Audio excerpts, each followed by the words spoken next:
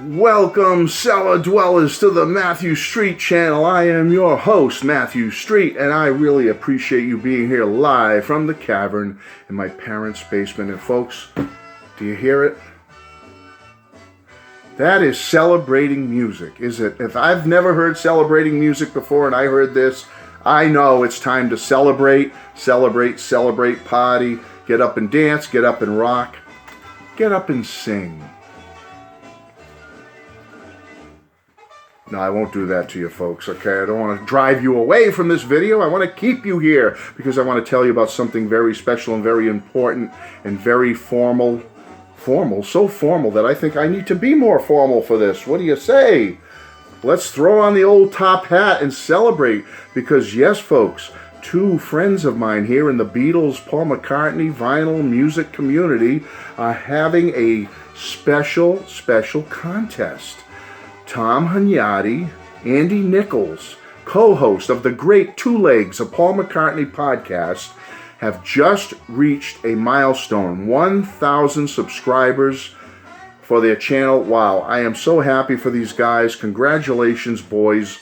Well deserved, well earned. You've worked so hard to build your channel up from, like we all do, from nothing and to build it into something. So many people give up. They come on, they try a channel out for a little while, and then they get discouraged and things get them down, or they're not getting enough subscribers, or this or that's happening. It's never about the subscribers for people like us. And it's always about the music and commiserating about the love for the music, and that's the way Tom and Andy are, and they've worked so hard to get to this point, and I'm so happy for them. Congratulations, boys. Well, this 1,000 subscribers contest sounds like it's going to be a lot of fun, and I wanted to get right in on it. Basically what it is you take your favorite Paul McCartney album from each of the decades that Paul has been a solo artist, and you share it with Tom and Andy, either here through a channel if you have one, or you can go over to their video on this topic, and I'll put the link to their channel below, and you can enter your contest entry there by listing your favorite Paul McCartney albums from each decade, the 70s, the 80s, the 90s, the 2000s, and the 2010s. So I am really looking forward to be part of this, and again, boys, so happy for you. I'm just so happy that I had the opportunity to meet them at the recent Beatle Fest, or Fest for Beatle fans, as we call it now.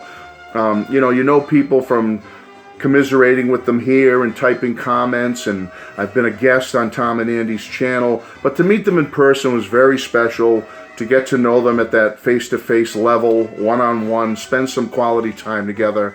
It's just such a joy to get to know people in that manner. So that was a real treat. So anyway, let's get to my entry so I can get out of here and submit this over at their channel. Basically, the 70s was difficult for me. Paul has so many iconic albums in the 70s, let's face it. I mean, you're talking McCartney 1. I may not even be able to list them all here off memory. McCartney 1, Ram, Wildlife, Red Rose Speedway. You've got Venus and Mars, Band on the Run, Speed of Sound, Wings Over America even, and London Town, and Back to the Egg. There's just so many great iconic albums in that bunch. But I had to go with my heart, folks, and my soul on this one, because when I was graduating high school in 1979, a month after graduation day, I was joining the United States military in the Air Force and being shipped overseas for a few years. And it was a big transition at age 18 for that to happen to you. And one of the albums and pieces of music that carried me through that transition, so to speak, proverbial boy to a man, high school, military, overseas, lots of responsibilities and whatnot, it was definitely Back to the Egg. Back to the Egg was the album. I had the cassette of this. I had bought the vinyl but left it home when I went in the service, but I brought my cassette with me, and this music helped me through so much. The good times, the bad times, it was always there for me. It's a rockin' album, a great album, an underrated album for Paul, and so, guys, I had to pick this for my 70s album, Back to the Egg. Now, the 80s wasn't too hard for me. The 80s was relatively easy, and I would think the 80s would be relatively easy for a lot of people out there, because I have a feeling a lot of people would pick this album. You had McCartney 2, you had Tug of War, Pipes of Peace, Give My Regards to Broad Street, you had Press to Play, Shoba B, CCCP, the Russian album, Flowers in the Dirt, a lot of albums in the 80s, but I went with Tug of War. Again, I was still in the military, active duty when this came out. Again, it was one of those albums. Great year, 1982, for wonderful music that I love and enjoy to this day. And this is certainly one of them. Tug of War carried me through a lot, and it still does. I love this album. One of my favorite Paul albums of all time. This is my pick for the 80s. Now, the 90s, I have to say, was relatively easy for me as well. The 90s, you had stuff like Unplugged, you had Off the Ground, you had Flaming Pie, Run Devil Run, I believe you could consider. But for me, folks, it's always been Flaming Pie. My favorite Paul album of the 90s. Again, one of my top, always in my top 4 or 5 favorite Paul albums of all time. Just a great album. So much on this album. The diversity of it, the emotions, what Paul put into this, coming off the back of the anthology, dealing with Linda's illness. This is a classic McCartney album from top to bottom. Absolutely love it. My favorite from the 90s.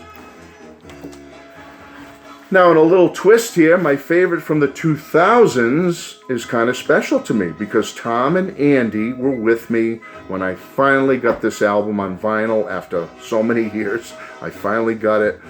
Tom was, both of them encouraged me, but Tom was very encouraging when I got this album, and talking about it while we were at the fest. There's Driving Rain, there's Chaos and Creation in the Backyard, you got Memory Almost Full, Electric Arguments. I don't know if I'm missing any, but I went with Memory Almost Full. My favorite Paul album of the 2000s, bar none. I absolutely adore this album. Top to bottom, it is fantastic. I thought it was kind of a return to his Wings roots a bit with some of the material on this album. It's just a wonderful album all around. I can't stand the cover. I so wish it was a different cover, and I think it would be more appealing to people. But the music contained therein is wonderful. My favorite Paul album from the 2000s. Okay, and finally, and I will have an honorable mention, guys, if you don't mind, but my favorite from the 2010s. This was very easy for me. You have stuff like Kisses on the Bottom, New, Egypt Station. The guy said we could even consider McCartney 3 in this list. So, you know, there was a lot to select from, but bar none, New is, this is a, I think in years to come and after Paul's long gone, this is going to be considered a McCartney all-time classic, in my opinion, and one of his most recent albums as well. I absolutely adore this album. Nothing against Egypt Station. You know I like McCartney 3. Kisses, I'm a little shaky on that one. But this one, I adore this. It's always going to be in my probably top 5 or 10 Paul McCartney favorite albums of all time. Wonderful, wonderful album. A great, great return to form. I mean, he had been gone for so long. He had been doing stuff like, I think the last one he did before this was Electric Arguments, and then he might have done Kisses on the bottom the year before this. But when this came out, it was like, Paul is back, McCartney's back, and I love, love, love this album. My favorite of the 2010s, guys. New! And last but not least, an honorable mention. It came out in 2019, so it's really recent. It's not a studio album, but I love Amoeba Gig. This is a wonderful, wonderful Paul McCartney album. One of the best live albums Paul has ever released. To release something like this so late in his career, recorded in 2007, but released, as I said, in 2019. I just want to mention this, guys. This has got to be my favorite live album from Paul, right here. So that is it, my friends. And as I take this off, I'll probably have a dent in my forehead, so I think I'll leave it on because it's pretty much like stuck on there, like I put Gorilla Glue around it or something. So I'm going to leave it be for now and just gingerly take it off later so it doesn't rip my skin off. Anyway, guys, congratulations. So happy to be part of your contest.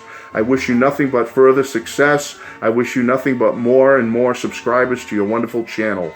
All the best to you. Peace and love, Andy and Tom. Your buddy, Matt Street. Take care. Bye-bye.